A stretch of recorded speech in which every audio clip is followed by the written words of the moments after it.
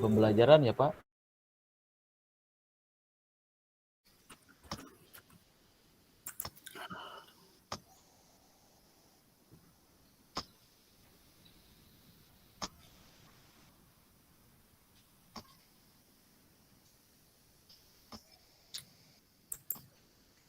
Sudah terlihat Pak, teman-teman? Sudah Bapak. Sudah Pak. Sudah Pak. Sudah ya. Oke, kita mulai saja. Assalamualaikum warahmatullahi wabarakatuh. Waalaikumsalam warahmatullahi wabarakatuh. Apa kabar anak-anak? Baik. Baik Pak. Baik, Pak Guru. Sehat. Alhamdulillah. Aman Pak, aman. Sudah lihat semuanya. Sudah sarapan semua ya? Sudah sarapan semua ya? Ya Pak. Sudah Pak. Sudah Pak. Sudah Pak. Sudah kenyang Pak. Baik, sebelum kita memulai kegiatan belajar daring ini, kita memohon kepada Tuhan atas lindungannya sehingga kita boleh berbagi kembali di pagi ini. Untuk itu saya minta ketua kelas Pak Agus, anak Agus untuk memimpin kita dalam belajar. Dan silakan Pak Agus. Baik, terima kasih Pak. Teman-teman, sebelum kita memulai pembelajaran, ada baiknya kita berdoa menurut agama kepercayaan masing-masing. Berdoa dimulai.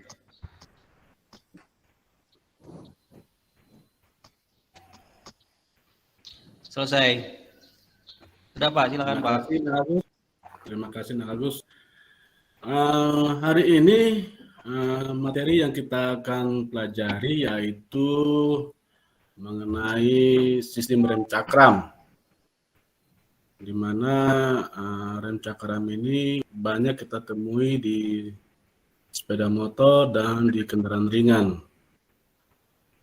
Nah, adapun rem cakram ini sangat bermanfaat saja untuk kegiatan kita dalam berkendara, misalnya dalam kegiatan mobilisasi kita di jalan raya dan medan-medan berat. Nah, rem cakram ini ada dibagi menjadi dua jenis, yaitu cakram ventilasi dan solid. Nanti kalian dalam kegiatan belajar ini kita akan bagi kelompok. Nanti kalian akan mencari informasi tentang apa saja yang mengenai tentang rem cakram. Nah, kalian boleh melihat gambar ini. Mungkin ada yang bisa memberi pendapat tentang gambar ini. Silakan. Dia menabrak, Pak. Apa yang menabrak? Nah, iklan. Remnya blong, Pak. Oh, remnya blong. Ya, ini terjadi karena apa? Kenapa sampai remnya blong? Sistem rem tidak bekerja Pak. Baik, terima kasih. Rem tidak bekerja. Nah, sistem rem tidak bekerja karena kurangnya perawatan pada sistem rem. Ini salah satu faktor penyebab adalah kurangnya perawatan. Nah, sebelum kita lanjut ke materi berikut, mungkin kita hari ini akan belajar dulu tentang bagaimana dasar teori dari sebuah sistem rem cakram. Nah, nanti Pak Guru akan bagi kalian dalam 3 kelompok, ya. Nanti kelompok 1 itu akan mencari informasi tentang fungsi dan jenis-jenis rem cakram. Kemudian nanti kelompok 2 untuk mencari fungsi dari komponen rem cakram. Dan ketiga, kelompok 3 nanti untuk mencari informasi tentang prinsip kerja rem cakram. yaitu pengantar saja. Nah, untuk tujuan pelajaran hari ini nanti kalian akan mengetahui bagaimana dasar teori dari sebuah komponen rem cakram ini, baik komponennya, fungsinya, jenisnya, dan untuk pertemuan berikut nanti kita akan praktek bagaimana cara melakukan perawatan rem cakram. Baik, kita lanjut. Untuk kegiatan hari ini Pak Guru akan bagi kelompok. Kelompok 1 itu terdiri dari Agus, Iqbal, Pak Tanjinur, dan Nata. Kelompok 1 ya, itu Nata, Idin, Iqbal, dan Agus akan mencari informasi mengenai fungsi dan jenis-jenis rem cakram. Siap, Pak. Siap, Bisa Pak. dipahami kelompok 1? Bisa, Pak. Siap. Siap, Pak. Siap, Pak. Siap, siap, siap. Lalu kelompok 2 yaitu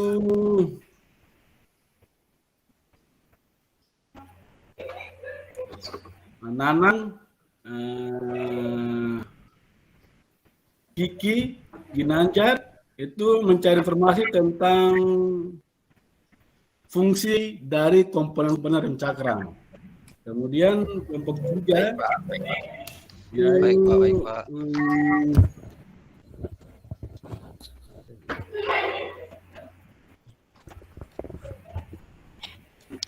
Pak Ibrahim, Nak Ibrahim,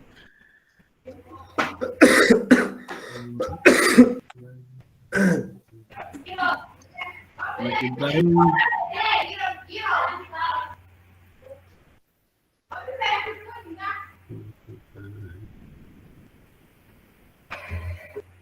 Nak Ibrahim sendiri aja ya, nanti mencari informasi tentang prinsip kerja rem. Ya, bisa dipahami ya, Ibrahim? Ibrahim? Ya Pak, Pak Guru. Ibrahim di kelompok 3 ya. Oh boleh ya Pak. Nanti mencari informasi tentang prinsip kerja dari rem. Ya Pak Guru. Ya. Untuk semua kelompok, Pak Guru beri waktu 10 menit saja untuk mencari informasi tentang sistem rem, baik fungsi, jenis, dan komponen, dan juga prinsip kerjanya. Izin tanya, Pak Guru. Ya, baik Iwan, gimana? Ya, tadi kita dari kelompok 1 coba diulang, Pak. Dia punya tugas tadi yang Pak Guru kasih. Oke, terima kasih Iqbal. Untuk kelompok 1, nanti tugasnya mencari informasi tentang fungsi dan jenis rem cakram. Fungsi dan jenis rem cakram. Iya, baik, Pak. Ya, fungsi remnya secara umum dengan jenis rem cakram. Ada pertanyaan lagi? Udah Pak Guru, sudah. Semua Pak. jelas ya? Oke. Saya kira waktu dikerjakan mulai sekarang. Silakan. Sudah Pak Guru. Kelompok berapa yang sudah selesai? Kelompok 3. Kelompok 1 ya? Oh, kelompok 3. Oke, tunggu ya. Kelompok 1, 2 belum selesai. 1 sudah selesai, Pak. Oke, baik. Kelompok 1 sudah selesai. Kita tunggu dulu ya kelompok 2-nya.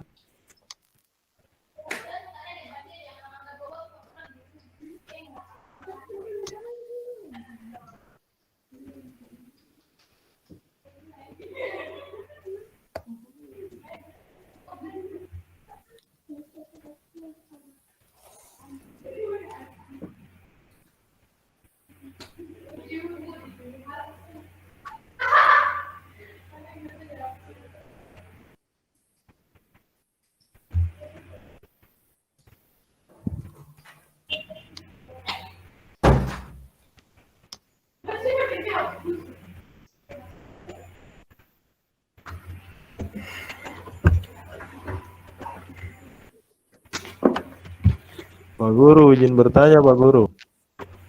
Ya, Nata bagaimana? Ada beda kah rem cakram dengan rem tromol, Pak Guru?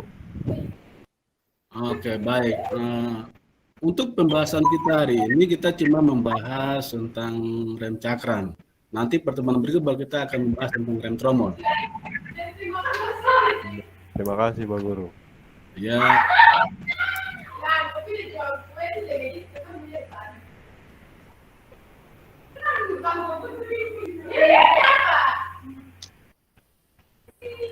Sudah Pak Guru. Kelompok berapa? Nah, Kelompok 1. kelompok 1. Kelompok 2 bagaimana? Kelompok 2? Sudah Pak Guru. Kelompok 3 sudah ya? Kelompok 3. Kelompok 3. Ibrahim? Sudah Pak, sudah. Oke. Sekarang masing-masing kelompok presentasikan hasil kerjanya. Pak Guru persilakan kelompok 1 silakan presentasi hasil kerja. Untuk fungsi dan jenis rem cakram.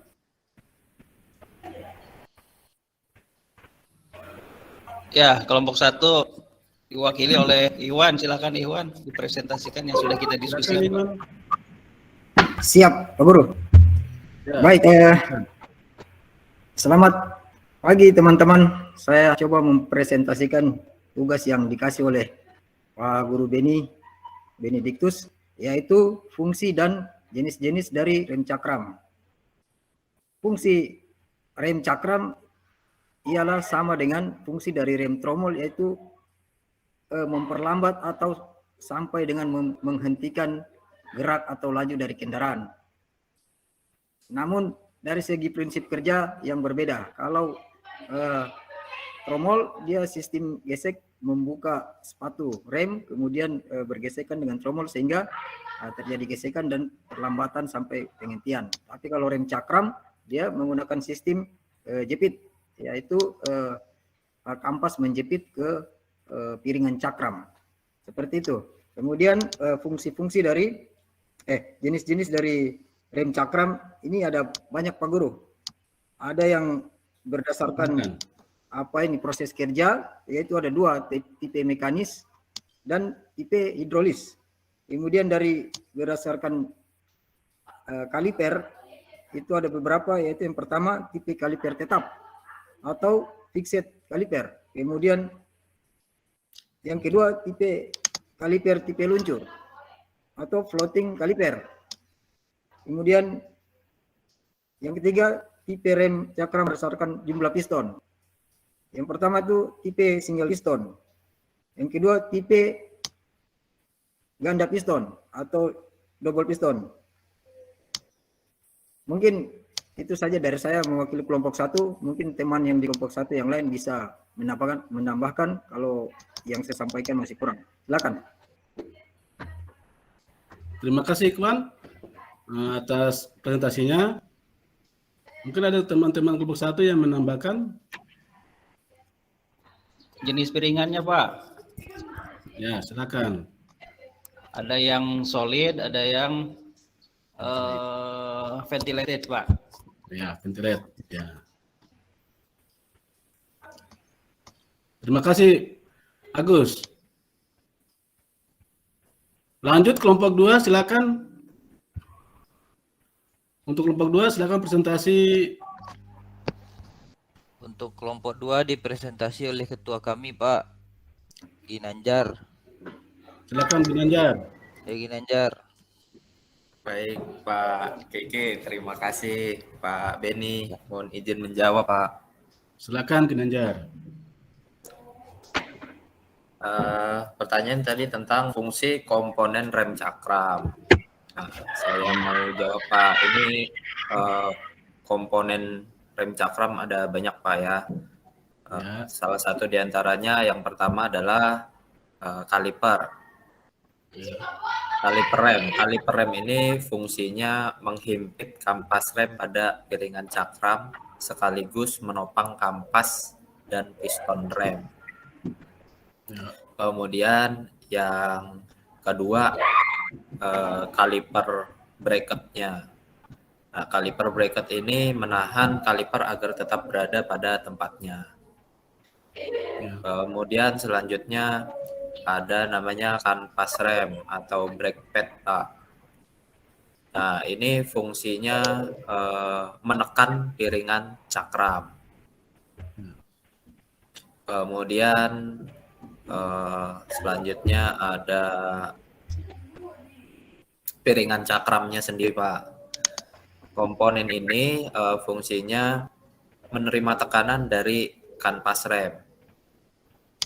Setelah menerima tekanan dari kanvas rem, piringan cakram ini meneruskan pada poros roda hingga akhirnya putaran roda berhenti.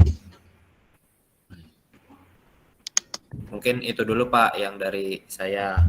Mungkin teman-teman kelompok 2 bisa menambahkan, dipersilahkan. Terima kasih Ginanjar atas presentasinya. Ya, Pak, Silakan sama-sama, Pak. teman-teman kelompok 2, ada yang menambahkan? Kalau tidak ada, kita lanjut kelompok 3. Silakan kelompok 3 presentasi tentang prinsip kerja rem cakram. Silakan. Terima kasih Pak Guru. Saya mewakili teman-teman dari kelompok 3, nanti yang teman-teman yang lain bisa tambahkan. Jadi prinsip kerja rem cakram sesuai yang kami tadi presentasikan dengan teman-teman dan hasil diskusi, bahwa pada saat pedal rem diinjak, push rod akan menekan torak, sehingga torak akan menekan pulida yang berasal dari reservoir. Berikutnya pulida tertekan sehingga keluar melalui selang menuju ke silinder kopling. Di silinder kopling, pulida menekan piston. Berikutnya, atau dalam hal ini piston menekan pad menekan piringan sehingga terjadi pengereman. Nah, pada berikutnya pada saat langkah lepas, saat kita lepas pedal rem, maka secara otomatis tekanan tidak ada sehingga pegas mendorong kembali piston di master silinder dan pulida di bagian bawah. Piston juga tidak tertekan sehingga seal akan mengembalikan piston secara otomatis. Di dalam kaliper pulida tertekan oleh piston sehingga pulida tersebut mengalir kembali naik melalui selang dan kembali ke master cylinder dan kembali ke reservoir. Dan pada saat itu tidak ada lagi tekanan pad ke piringan sehingga tidak terjadi pengereman. Begitu Pak Guru. Terima kasih Ibrahim atas presentasinya. Oke, baik. Terima kasih kelompok 1 yang sudah presentasi, kelompok 2 yang sudah mempresentasi, dan kelompok 3 yang sudah presentasi. Oke. Selanjutnya kita akan membuat kesimpulan dari hasil presentasi yang berhubungan dengan kegiatan belajar hari ini, yaitu dasar teori tentang sistem cakram. Kita akan buat kesimpulan tentang yang pertama adalah fungsi secara umum dari sebuah rem. Yang pertama, fungsi pertama yaitu untuk memberhentikan dan memperlambat laju kendaraan. Ya. Jadi ingat bahwa fungsi rem secara umum yaitu untuk memberhentikan dan memperlambat laju kendaraan. Kalau fungsi perawatan, ada yang tahu fungsi perawatan? Kalau fungsi rem kan umum. Kalau fungsi perawatan yaitu untuk menjaga kondisi komponen rem tetap stabil guna menjamin keamanan selama berkendara. Kemudian yang berikut untuk jenis rem. Tadi sudah dipresentasikan oleh kelompok 1. Jenis rem cakram itu ada 2 jenis, yaitu yang berdasarkan kaliper. Jenis kaliper itu ada yang jenis floating atau meluncur, kemudian yang ventilate, ya, ventilate yang berventilasi. Juga ada yang berbentuk solid atau padat, tidak ada ventilasinya. Kalau ada ventilasi itu berarti itu untuk membuang udara panas. karena hasil panas itu adalah gesekan antara kampas dengan piringan. Jadi ada ventilasi udaranya. Jadi untuk membuang udara itu namanya ventilate. Kalau yang padat itu tanpa ventilasi. Kemudian kesimpulan yang kedua untuk komponen, fungsi komponen. Ya, kita lihat yang pertama tadi dipresentasikan oleh berdua, fungsi komponen. Yang pertama adalah cakram. Cakram itu adalah atau disk itu bidang gesek, ya, itu bidang gesek atau media gesek antara pad dan permukaan disk brake atau permukaan ringan. Kemudian ada pad. Itu pad kalau tromol itu kampas, ya, kalau di cakram itu namanya pad. Jadi beda penyebutan untuk kampas rem tromol dengan kampas di cakram. Kalau di cakram disebut dengan pad, brake pad. Nah, pad ini berfungsi untuk menjepit piringan, ya. Jadi saat terjadi proses pengereman itu pad menjepit piringan sehingga terjadi pengereman. Kemudian berikutnya adalah piston. Ada pistonnya, ada piston rem itu berfungsi untuk menekan pad.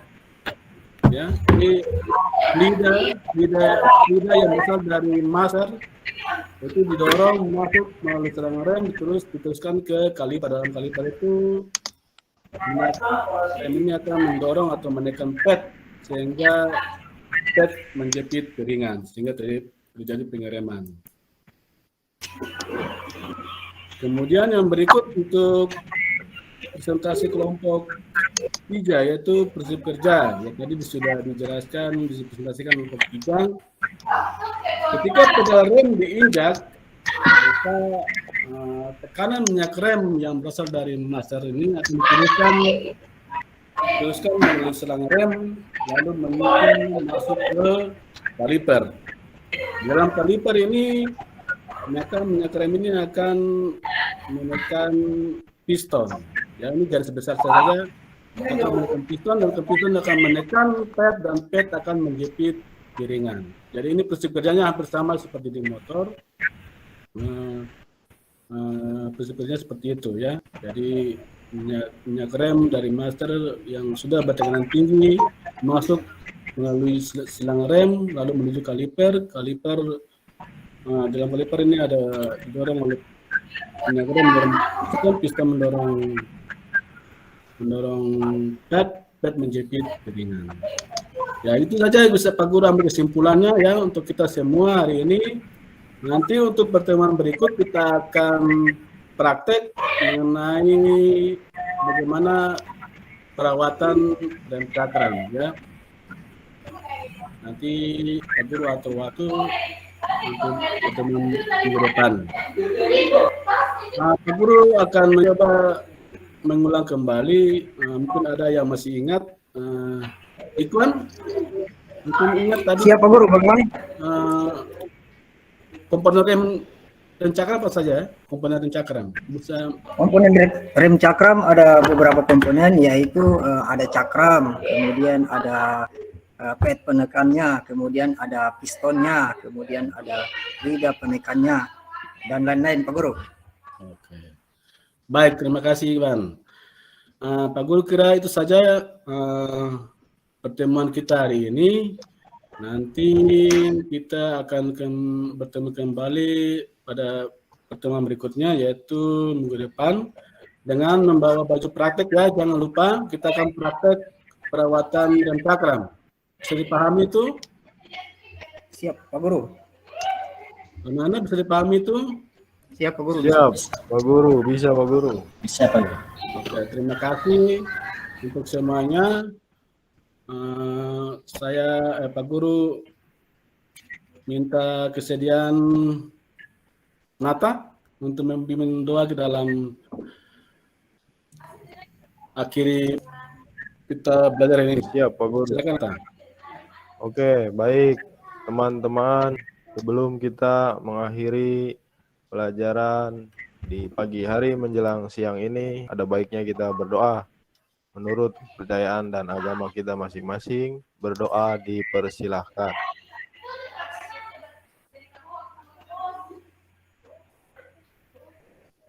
Berdoa selesai. Terima kasih Nathan. Sudah Pak Guru. Terima kasih Nathan. Oke, baik, sampai ketemu minggu depan. Selamat siang. Siang. Terima kasih Pak Guru. Siang. Ya, terima kasih Pak Beni atas tampilannya, luar biasa. Saya perhatikan dari awal sampai akhir rangkaian dari proses peer teaching yang sudah ditampilkan oleh Pak Benedikus ini sudah semakin mendekati prinsip pembelajaran student center. Sedikit saya evaluasi masukan untuk semuanya. Yang pertama berkaitan dengan kegiatan pendahuluan, tadi sudah ada kegiatan orientasi, bertanya kepada siswa berkaitan dengan kondisi, kemudian mengabsen, gitu ya. Nah, kalau misalkan memungkinkan anak-anaknya close kamera, Pak Guru boleh menyinggung bertanya untuk menginstruksi lah menyalakan kamera gitu ya Pak ya. Kalau situasinya pembelajaran online seperti ini.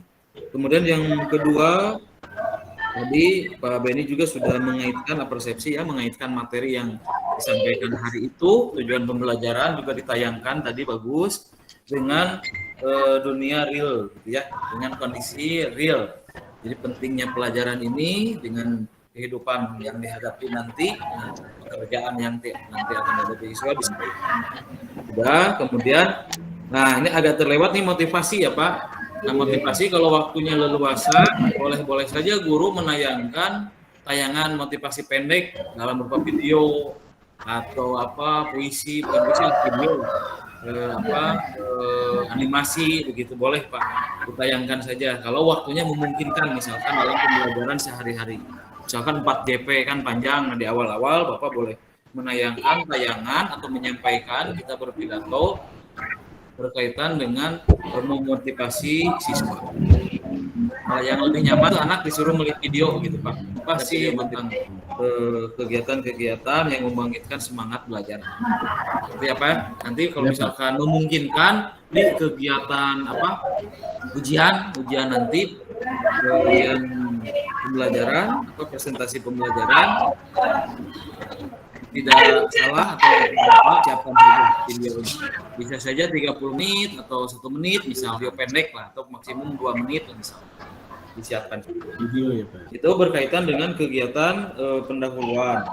Kemudian tadi di kegiatan inti, nah udah banyak perbaikan dibandingkan Pak Lukas. Di pembelajaran inti tadi Pak Beni pakai model apa Pak? PBL atau Discovery Pak tadi? Discovery Pak. Di dokumennya Discovery ya Pak? Oke. Ya. Boleh silahkan di Discovery. Kalau Discovery saya mengingatkan kembali ya, berarti ada 6 fase gitu ya Pak ya. Mulai dari stimulation, problem statement, data collection, data processing, verifikasi, dan generalisasi. Meskipun memang banyak keterbatasan ketika kita online seperti ini ya Bapak-Bapak. Yeah. Tapi tidak apa-apa, stepnya tadi sudah dilalui oleh Pak Beni, mulai dari bertanya berkaitan dengan masalah gitu ya. Anak ditanya juga, kalian punya pemahaman permasalahan apa berkaitan dengan materi hari itu. Nah, udah bagus tadi disampaikan. Nah, kemudian pada saat sesi verifikasi nih, data proses dan verifikasi, nanti Pak Beni sebelum menyampaikan kesimpulan di generalisasi ya, atau di penutup kesimpulan, si anak-anak diuji Pak, uji saja oleh temannya. Nah, kelompok 1 misalkan tadi menyajikan fungsi dan jenis, nah kelompok yang lain boleh menanyakan seputar konsep materi dan jenis gitu. Misalkan 2 yang nanya ke kelompok 1 atau kelompok 3 yang nanya ke kelompok 1. Sebelum kita melakukan simpulan. Gitu ya. Nah. Begitupun sebaliknya, kelompok 2 ditanya oleh yang lain, kelompok 3 ditanya oleh yang lain. Jadi pada akhirnya masalah yang diberikan ke kelompok 2 oleh gurunya itu kelompok 1 juga akhirnya menjadi tahu gitu. Jadi sama-sama pada akhirnya menjadi masalah bersama dan jawabannya tahu bersama gitu. Jadi kelompok 3 juga tahu cara mengetahui fungsi dan jenis gitu. Terus kelompok 1 juga tahu cara kerja yang disampaikan oleh kelompok 3. Itu pada akhirnya semua siswa memahami tiga permasalahan tadi. Kemudian satu lagi di akhir mungkin di penutup sebelum menyampaikan refleksi atau post test, guru kembali lagi meyakinkan, nanya lagi ke siswanya. Nih Bapak bertanya nih, benar kamu sudah menguasai tujuan pembelajaran 1, tujuan pembelajaran 2, tujuan pembelajaran 3. Tanya diri kalian sendiri, benar sudah yakin bisa pasti tahu gitu dari pembelajaran ini. Nah, biasanya anak-anak ada yang ragu, nggak apa-apa ditanya aja lagi. Silakan yang masih ragu boleh bertanya saja supaya tercapai hari ini kamu tahu apa. Nah, kalau semuanya sudah siap, Pak udah paham semuanya.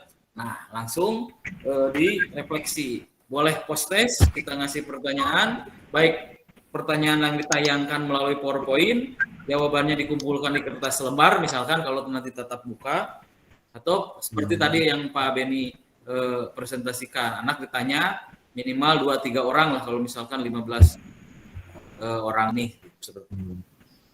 Iya itu Pak, mungkin saran dan masukan koreksi dari saya, tapi pada prinsipnya Pak Beni sudah menerapkan model pembelajaran, kemudian pendekatan pembelajaran